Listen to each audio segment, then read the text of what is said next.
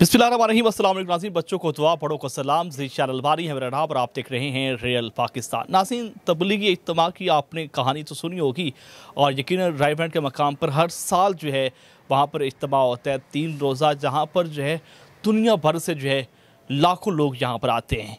इसकी असल हकीकत क्या है और इसमें क्या क्या जो है चीज़ें जो है वो देखने को मिलती हैं। अली हमज़ा हमारे साथ मौजूद हैं, लाहौर पुश्ता प्रोग्राम करते हैं और माशाल्लाह इनकी वीडियोस जो है वो दुनिया भर में देखी जाती हैं।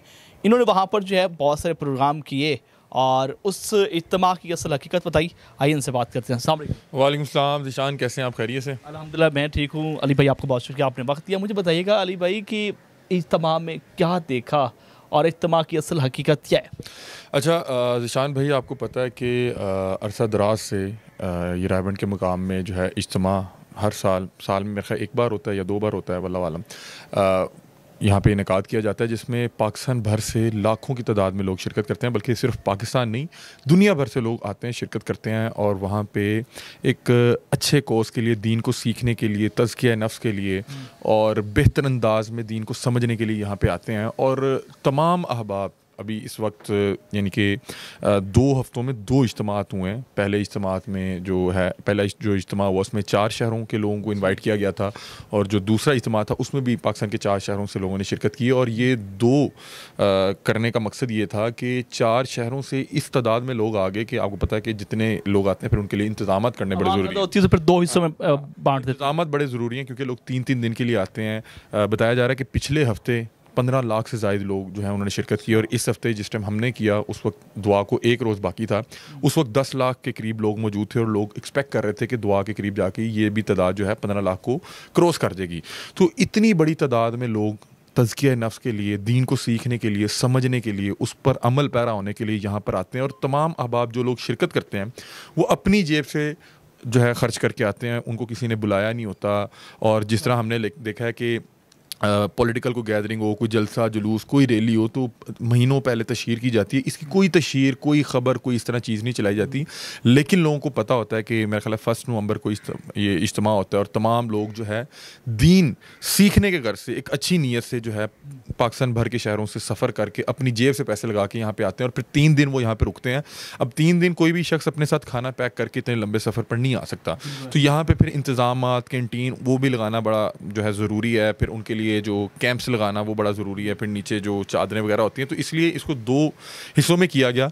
और इतनी बड़ी एक जो है एक्टिविटी होती है जहाँ पे लाखों लोग जो है शिरकत करते हैं एक अच्छे कोर्स के लिए, तो हमने सोचा क्यों ना यहाँ पे जाया जाए और लोगों को अपने कैमरे के थ्रू पैगाम पहुँचाया जाए कि यहाँ पे किस अंदाज में लोग आ रहे हैं और क्या कर रहे हैं, क्या सीख रहे हैं, क्या उनको जो है फ़र्क पड़ रहा है, क्या चीज़ें वो यहाँ से लेकर जा रहे हैं। अली भाई, बड़ी एक अहम चीज़ है, आप देख रहे हैं कि महंगाई का दौर है, हर तरफ जो है आप देखते हैं कि हर चीज़ें जो है वो महंगी है।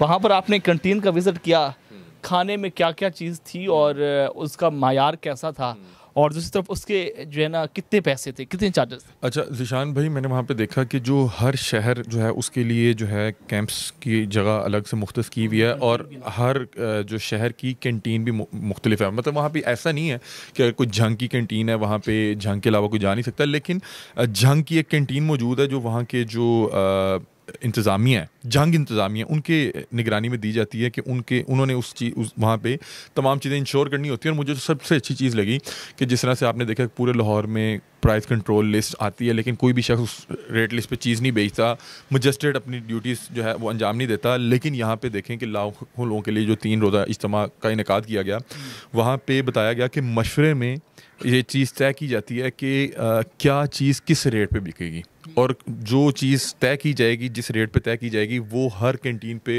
होना ज़रूरी है। 70 रुपए की प्लेट गोश्त की? मैं वो आपको बताता हूँ ना, एक मतलब कि उसमें क्या था कि बीफ, उसके अलावा मुर्गा, उसके अलावा जो है दाल चावल, उसके अलावा जलेबियाँ, हलवा और रोटी और चाय, ये 6-7-8 चीज़ें थी। और इसकी बाकायदा तौर पे वहाँ पे रेट लिस्ट लिखी हुई थी।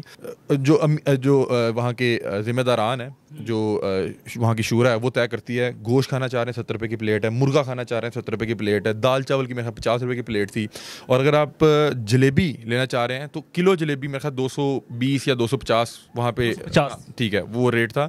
और जो कि बाहर आम जो दुकान पे जाएँ तो मेरे ख्याल 550 से भी ऊपर है।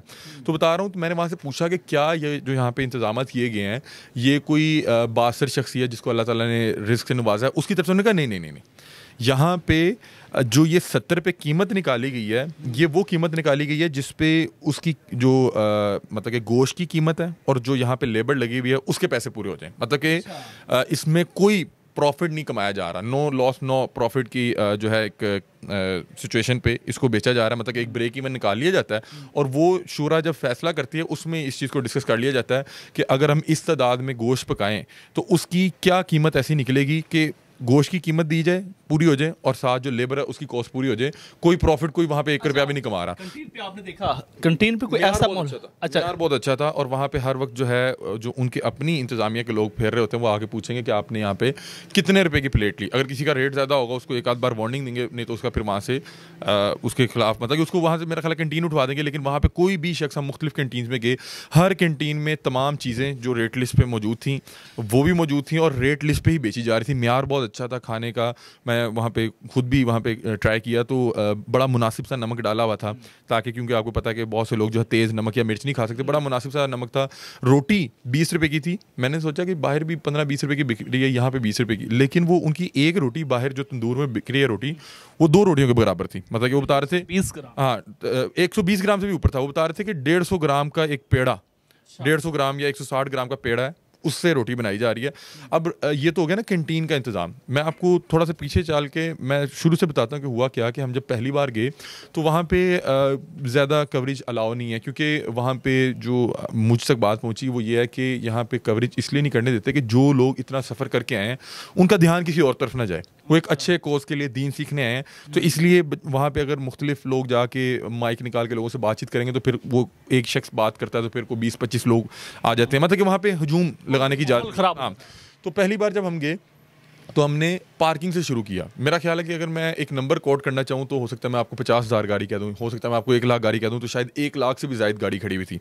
उन गाड़ियों में छोटी से छोटी गाड़ी लेके बड़ी से बड़ी यानी कि लग्जरी कार, फिर उसके बाद बसेस, उसके बाद कोस्टर, उसके बाद ट्रैक्टर ट्राले, और एक जो बड़ा ट्राला नहीं होता जिसमें बाकायदा तौर पे सामान को एक जगह से दूसरी जगह शिफ्ट किया जाता है, वो ट्राले। और उन ट्रालों को 2 हिस्सों में तकसीम किया गया, डबल डेकर ट्राला बनाया गया। और मैं कहता हूँ कि जहाँ तक निगाह जाती थी वहाँ तक जो है बसेस और वो गाड़ियाँ और बाइक्स लगी हुई हैं, और चिकारी का कोई डर चिकारी नहीं। सबसे अच्छी चीज़ ये थी कि जो चीज़ जिसने मुझे हैरान किया कि मुफ्त पार्किंग। पाकिस्तान की सबसे बड़ी पार्किंग जहाँ पे 1 रुपया भी लिया नहीं जा रहा और तमाम गाड़ियाँ इतने सीक्वेंस के साथ लगी हुई हैं, और वहाँ पे किसी को कोई चोरी चकारी का शक व शुबात भी नहीं है। तमाम जो बसेस गाड़ियाँ खड़ी थी उनके शीशे खुले हुए हैं और तमाम गाड़ियों के ऊपर उसका कीमती सामान पड़ा हुआ, टायर पड़े हुए हैं, उनकी सीट्स पड़ी हुई हैं, लेकिन उनको किसी किस्म का डर खौफ खदशा नहीं है। फिर उनकी अपनी सिक्योरिटी की पूरी इंतज़ामिया मौजूद है, जिन्होंने हाथ में एक वो डंडा पकड़ा होता था और साथ उन्होंने ग्रीन कलर की जैकेट पहनी होती है। उससे पता लग जाता है कि ये रज़ाकाराना तौर पर यहाँ पर सिक्योरिटी कर रहा है। और जो लोग सिक्योरिटी करने वहाँ पे ये आए हुए हैं वो 3-3 माह से आए हुए हैं, उनकी ट्रेनिंग होती है और फिर वो 3 माह खिदमत गुजार करते हैं, यानी कि वहाँ पे खिदमत गुजारी करते हैं। तमाम जो मेहमान आते हैं उनकी मतलब कि उनकी जहाँ पे भी ड्यूटी लगे, अगर उनकी ट्रैफिक पे ड्यूटी लगे कि आपने रोड जो है खाली करवाना है तो उन्होंने रोड खाली करवाना है। वहाँ पर मतलब अल्लाह का वर्द भी साथ साथ कर रहे हैं वो। हाँ, आपको पता है कि हर नमाज के बाद जो है वहाँ पे जो है बयान होता था, फिर उसके अलावा तालीमात होती थी, अज़कार होते थे। और मुझे बताया कि एक वहाँ पे साहब मौजूद थे, वो बता रहे थे कि ये यानी कि दुनिया की बड़ी गैदरिंग में से एक गैदरिंग में इसका शुमार होता है। मतलब कि आप सोचें 15 से 20 लाख लोग हर नमाज में जो है वो बाजमात नमाज अदा कर रहे हैं, और वहाँ पे खैमे लगे हुए हैं। मैंने देखा अमीर से अमीर तर लोग, मतलब कि जिनकी मिलें हैं, अरबों रुपए का कारोबार है, करोड़ों, या एक मतलब 300 मजदूर है तो मतलब एक ही जो है फर्श पे लेटे में हैं।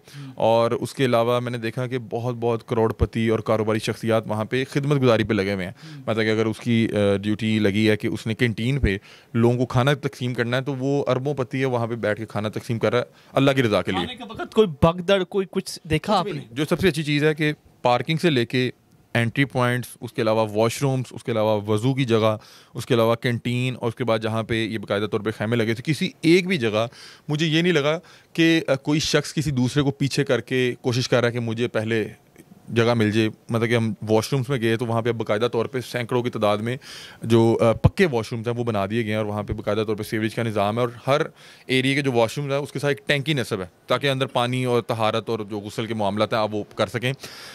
अब मुझे वहाँ पे हमारे साथ एक टीम मेंबर मौजूद थे, वो वहाँ पे 3 रोज़ा जो है पिछला इज्तिमा उसमें वहाँ पे मौजूद भी थे। उन्होंने कहा कि सुबह फजर के टाइम मतलब कि ये एक वॉशरूम है, हो सकता है उसके बाहर 12 लोग खड़े हों, आप 13वें हों, लेकिन किसी शख्स ने ये नहीं कहना कि भाई मुझे पहले जाने दें या मुझे मामला करने दें। अल्लाह ताला सब्र भी देता है फिर खाने वाले मामला में कि जो शख्स आ रहा है उसको पता है कि मैंने पीछे लाइन में खड़ा होना है, किसी ने शोर नहीं करना, किसी ने अपनी बारी से पहले वहाँ पे लेने की कोशिश नहीं करनी।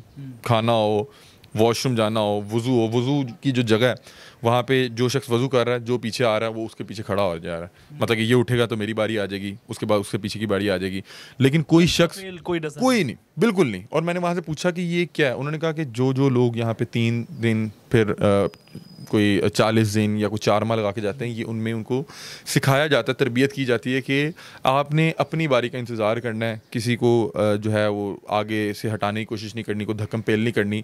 और वहाँ पे मुझे मतलब कि 10 लाख के इज्तिमा में जो डिसिप्लिन नज़र आया वो बहुत बेहतरीन था कि वहाँ पे उन्होंने किसी शख्स को अलाउ नहीं किया कि वो उनके मेहमानों की गाड़ियाँ यहाँ पे पार्क करवा के उनसे कोई पैसे ले, ठीक है। हर ख़ास व आम, वो चाहे कोई जो मर्ज़ी हो, वो कोई अमीर कबीर शख्सियत हो, वो कोई बिजनेसमैन हो, वो कोई हुक्मरान हो, वो एक ही गेट मुख्तस किया गया है वहाँ से, जहाँ से मैंने जाना है, जहाँ से आपने जाना है, जहाँ से कैमरा मैंने जाना है, वहाँ से हर शख्स जाएगा।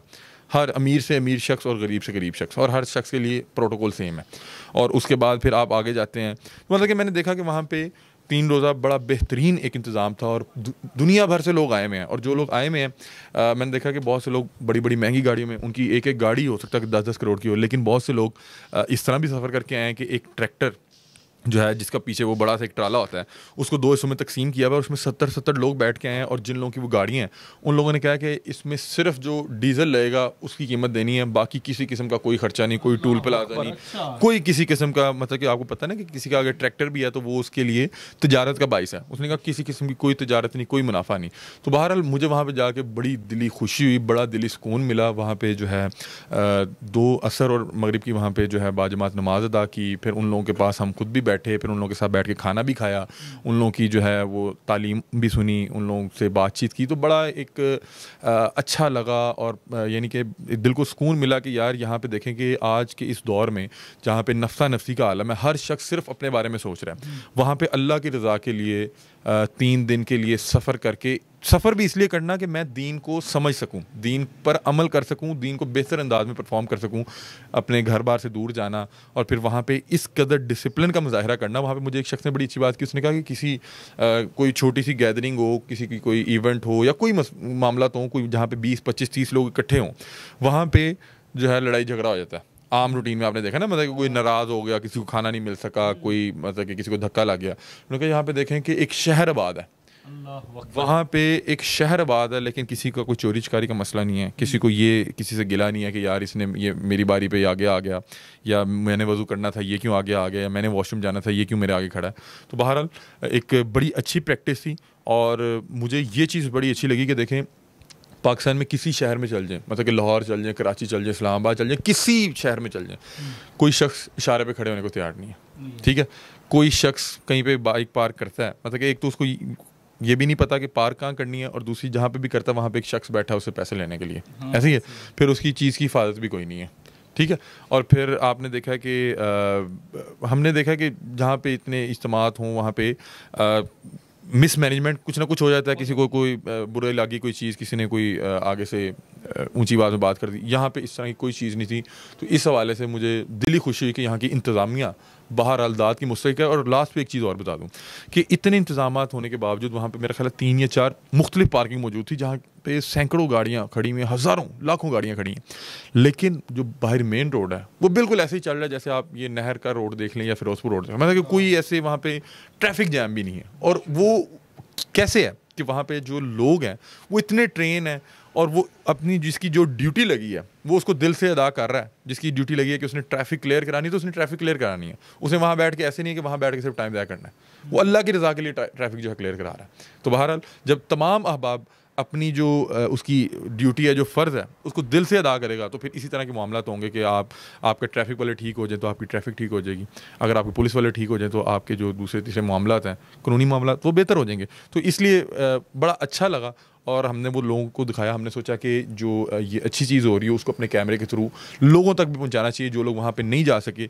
जी बिल्कुल नाज़रीन, आपने अली हमज़ा भाई की गुफ्तगू सुनी और यकीनन इस हवाले से बड़ी अहम बात की और उन्होंने कहा कि इज्तिमा में वो चीज़ें देखने को मिली जो आज तक कभी नहीं देखी। आपने कंटीन के हवाले से भी बात सुनी कि वहाँ पर इंतहाई मुनासिब रेट में जो है सस्ता और मयारी खाना जो है देखने को मिला। फिर वहाँ पर जब इन्होंने पार्किंग का माहौल देखा, वहाँ पर कोई चार्जेस नहीं हैं और बड़े सुकून से और बेहतरीन अंदाज में जो है एक नज़्म ज़ब्त के साथ जो है वहाँ पर पार्किंग की जा रही है। और फिर पर अगर कोई वाशरूम जा रहा है तो वहाँ पर कोई शोर शराबा नहीं है, अगर कोई वज़ू कर रहा है तो वहाँ पर कोई शोर शराबा नहीं।